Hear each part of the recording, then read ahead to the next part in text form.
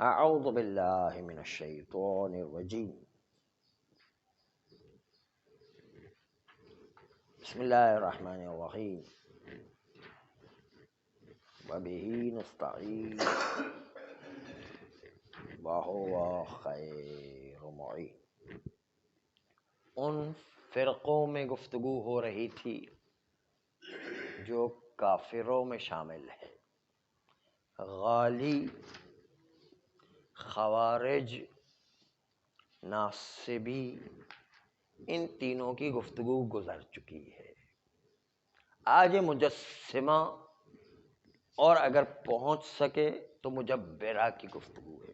مجسمہ یعنی وہ فرقہ جو خدا کے جسم کا قائل ہے، وہ اسلامی فرقہ کہ جو اللہ کے جسم کا قائل ہے، مجسمہ والا فرقہ۔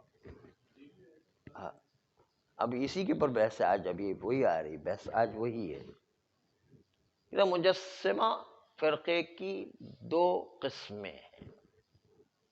ایک قسم وہ ہے کہ اللہ کے بھی وہ ہاتھ پیر کو مانتے ہیں جس طرح ہمارے ہاتھ پیر ہوا کرتے ہیں، جسم حقیقت میں ان کے پاس اللہ کے لیے بھی مانتے ہیں۔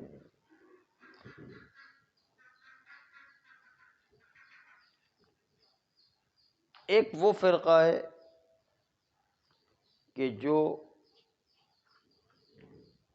جسم کا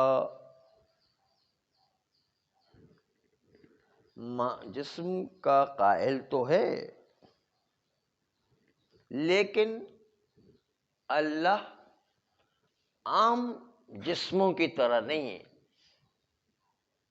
جسم الہی رکھتا ہے۔ کہ جسم الہی کیا چیز ہے وہ آج آپ کے سامنے آئے گی۔ ایک ہوتا ہے جسم مادی جو ہمارا جسم ہے،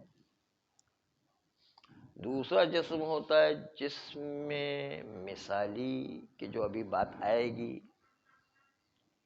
تیسرا جسم ہوتا ہے جسم عقلی کہ جس کی تفسیر آغا ملا صدرہ نے پیش کی، وہ آپ کے سامنے پیش کریں گے، اور آخری جسم الہی، وہ اس کی تفسیر تو بہت لمبی چوڑی ہے، انشاءاللہ وہ ایک ایک کر کے جسم آپ کے سامنے۔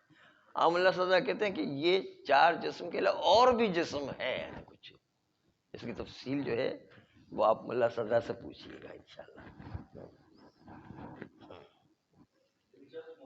ہاں، تو اب جو ہے پہلے وہ مجسمہ والا فرقہ کہ جو اللہ کے ہاتھ پیر مانتا ہے، جو ہاتھ پیر مانتے ہیں اس کی بھی دو قسمیں۔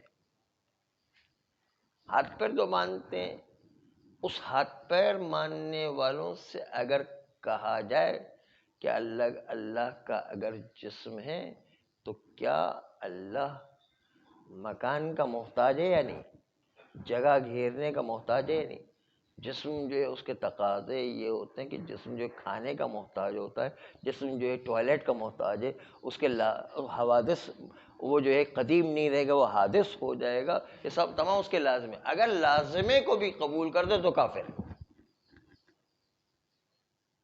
اگر جو ہے وہ جسم ماننے کے ساتھ ساتھ اس کے لوازم کو بھی قبول کرتا ہے تو وہ کافر ہو جائے گا، کیونکہ جو ہے اللہ جسم رکھتا ہے تو جسم کی حاجت یہ ہے کہ کھانا کھائے گا، کھانے کی حاجت یہ ہے کہ کھانے کے بعد ٹوائلٹ میں جائے گا۔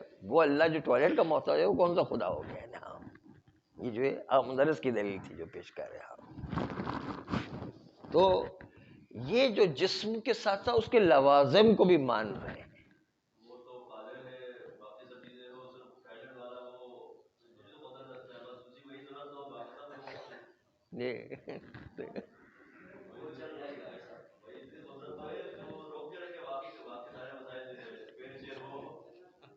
ٹوائلٹ کو کتنے، وہ تو ٹوائلٹ کو روکے تو وہیں خدا مر جائے گا بیچارہ، خدا ہی بیچارہ مر جائے گا۔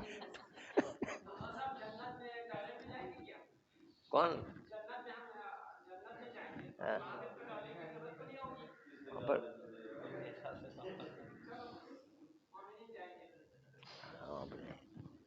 خیر، ہاں ابھی تو جنت میں جانے کا مسئلہ ہے، ابھی تو جنت میں جانے کے مسائل چل رہے ہیں۔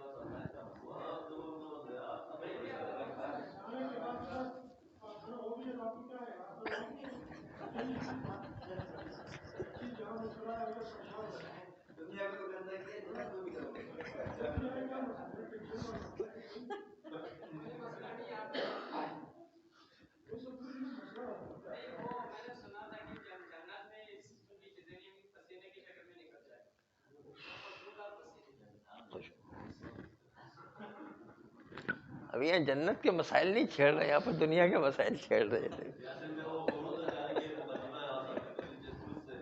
تو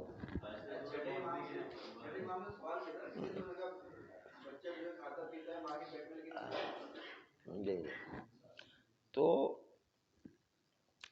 جسم جو ہے اس کے لوازم کو اگر قبول کرتا ہے، اس کا لازم ہے کہ حوادث میں سے ہو جائے، یعنی حادث قدیم کے مقابل میں خدا کو مانے، یا خدا جگہ گھیرتا ہے، خدا جو ہے وہ کسی مکان میں ہوا کرتا ہے. یہ جسم کا لازم ہے کسی مکان میں ہوگا، کسی جگہ میں، مکان نہیں کسی ہوا میں بھی تو ایک جگہ پر تو ہے نا، بر جگہ گھیرتا ہے. اور اس کے ساتھ ساتھ جو ہے وہ قدیم ہونا منفی ہو جائے گا، یہ ان حاجات کے ساتھ ساتھ حادث ہو جائے گا. اگر ان لوازم کو قبول کرتا ہے، جسم کے خدا کے لیے ماننے کے ساتھ ساتھ ان لوازم کو بھی قبول کرتا ہے، تو پھر وہ کافر ہے، نجس ہے. خدا کے ہاتھ پیر ماننے کے ساتھ ساتھ وہ لوازم کہ خدا محتاج ہونا لازم آئے گا. خدا جسم کا محتاج، کھانے کا محتاج، ٹوائلٹ کا محتاج، جگہ گھیرنے کا محتاج، اور جو حیز ہو جائے گا.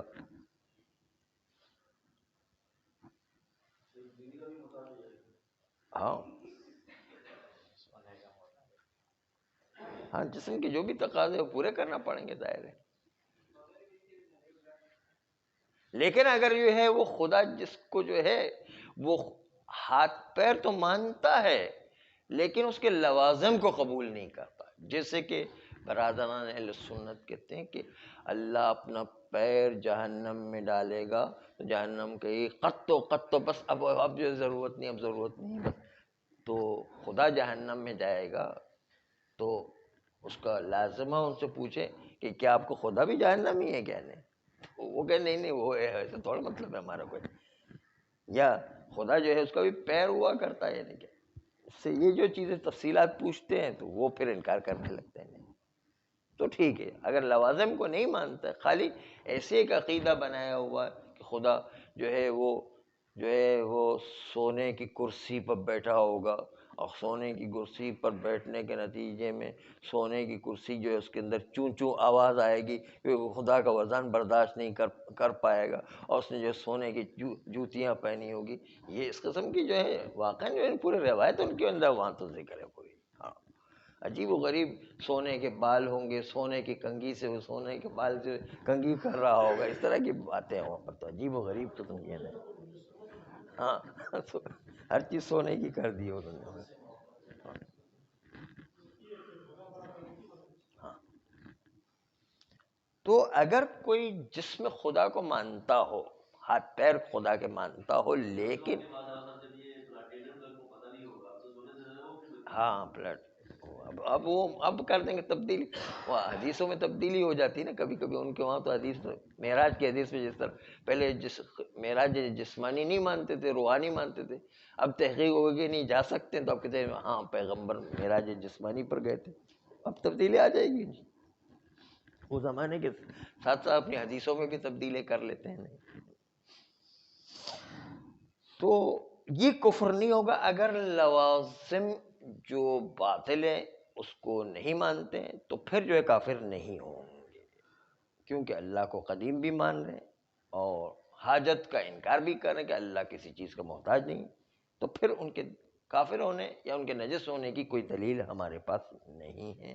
اگرچہ کہ یہ اعتقاد باطل ہے لیکن پھر بھی ان کے کافر ہونے کی کوئی دلیل نہیں ہے، کوئی دلیل نہیں ہے. ان کا عقیدہ باطل ہے اور اس عقیدے کی کوئی اساس بھی نہیں ہے، اس کے باوجود انہوں نے یہ عقیدہ بنا لیا کہ خدا جو ہے روز قیامت نظر آئے گا، وہ جو ہے بڑی خوبصورت شکل کا ہوگا، وہ جو سونے کی کرسی پہ بیٹھا ہوا ہوگا. یہ جو مختلف چیزیں جو پیش کرتے ہیں. نہیں،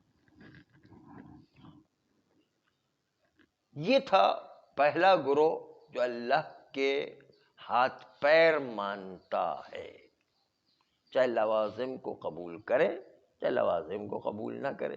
جو لوازم کو بھی قبول کرتا ہے کافر ہے، جو لوازم کو قبول نہیں کرتا کافر نہیں ہے، اگرچہ کہ عقیدہ باطل ہے اللہ کے جسم والا.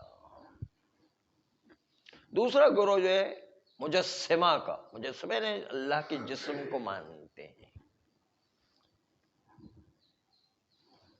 ایک روایت جو ہے اس میں ملتا بھی ہے، ہمارے وہاں بھی روایت ہے امام صادق علیہ السلام کی. امام علیہ السلام نے آخر میں اس روایت کے اندر، بہت لمبی روایت ہے، آخری ٹکڑا ہے، اللہ شیء لا کالاشیاء، اللہ بھی ایک چیز ہے لیکن باقی چیزوں کی طرح نہیں. تو چیز سے انہوں نے سمجھا کوئی چیز، اس کا مطلب یہ بھی کوئی جسم ہے. اب جسم کی مختلف توجیہات کی، جسم مثالی ہے، جسم عقلی ہے، جسم الہی ہے، اس طریقے سے شیء لا کالاشیاء سے چیزیں نکالی ہے انہوں نے. ہاں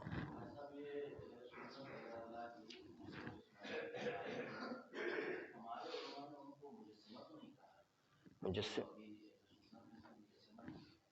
ان کے فرقے کا نام مجسمہ ہے. اس فرقے سب نہیں قائل ہے، وہ کچھ لوگ قائل ہے، باقی بعض چیزوں کے تو مبہم ہے نہیں. پتہ نہیں اب وہ مانتے کہ نہیں مانتے ہیں، وہ کچھ لوگ مانتے ہیں کچھ لوگ نہیں مانتے، ان کے اندر بھی فرقے ہیں نہیں، کئی قسم کے فرقے بن گئے ہیں.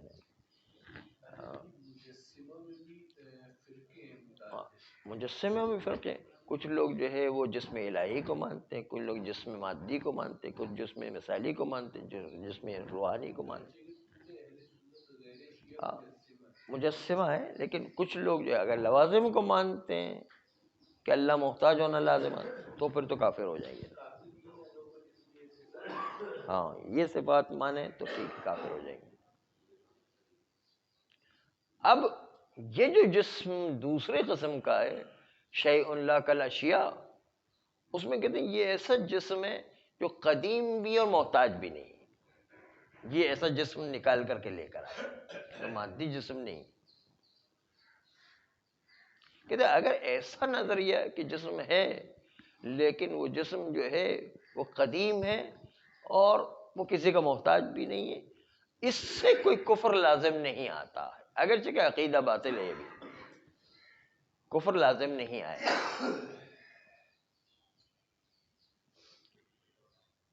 اما یہ کہ یہ عقیدہ کفر کی طرف اس جہت سے لے جائے کہ انکار ضروری ہو جایا کرتا، جو ضروریات دین میں سے کہ اللہ کا جسم نہ ہو،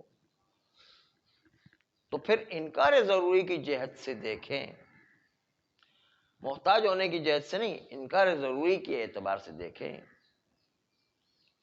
تو جسم کا نہ ہونا ضروریات دین میں سے ہے، لیکن یہ ضروریات دین میں کافر قرار دینا اس پر مبتنی ہے کہ ان کے اس ضروریات دین کے انکار سے انکار رسالت لازم آتا ہے یا انکار رسالت لازم نہیں آتا. کچھ لوگ کہتے ہیں انکار رسالت لازم آئے یا نہ آئے وہ کافر ہو جاتا. کچھ جو ہے عقیدے ایسے ہیں کہ انکار رسالت لازم آئے یا نہ آئے کافر ہے. لیکن ہم لوگ جو کہا کرتے تھے کہ انکار رسالت لازم آئے تب کافر ہوتا ہے ضروریات دین کا منکر. اس عنوان سے اگر دیکھیں تو جن لوگوں کے نزدیک ضروریات دین کا انکار کرنے کے ساتھ ساتھ انکار رسالت بھی لازم آ رہا ہے، مستلزم تکذیب نبی لازم آتا ہے، تو کافر بنے گا. یعنی وہ جسم جو محتاج نہیں ہے اور وہ ضروریات دین کا انکار کر رہے ہیں، یہ ضروریات دین میں سے کہ اللہ کا جسم نہیں ہونا چاہیے، اگر یہ اللہ کا جسم نہ ہونے کے لحاظ سے انکار ضروری ہونے کے ناطے آیا کافر بنے گا یا نہیں بنے گا؟ کہتے ہیں یہ کافر بننے کا یا وہ نظریہ دیکھنا پڑے گا کہ انکار رسالت سے انکار رسالت اس سے انکار ضروریات سے جو ہے انکار رسالت لازم آتا ہے یا انکار رسالت لازم نہیں آتا. جو لوگ کہتے ہیں انکار رسالت لازم نہ آئے تو کافر ہے، انکار رسالت لازم آئے یا نہ آئے ہر صورت میں کافر ہے، تو ان کو کافر مانیں گے. لیکن جو لوگ کہتے ہیں انکار رسالت لازم آئے تب کافر ہے تو کافر نہیں بنتے ہیں. اب آئیے بات انشاءاللہ صدر المتعلین کی کل نقل کریں گے، ٹائم ختم ہو گیا. صلی اللہ